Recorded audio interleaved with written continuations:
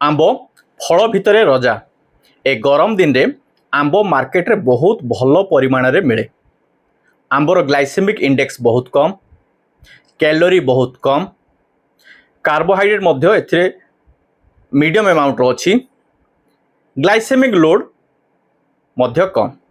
से किसी डाक्तर आंब खाइबा अलाउ करती डायबिटीज पेशेंट मान, किंतु आउ किसी डाक्तर आंब खाइबा मना करती।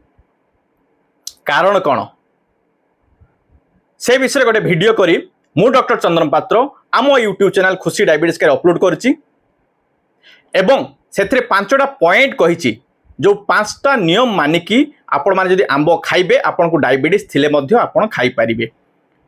जो वीडियोटी आसंता शुक्रवार दिन 2टा बेले लाइव हबो। सेतपई आपण आम चैनल को सब्सक्राइब करदु, बेल आइकन को प्रेस करी ऑल नोटिफिकेशन को ऑन करदु, सो दैट वीडियो लाइव हेले आपण मानकू नोटिफिकेशन जीवो। Thank you.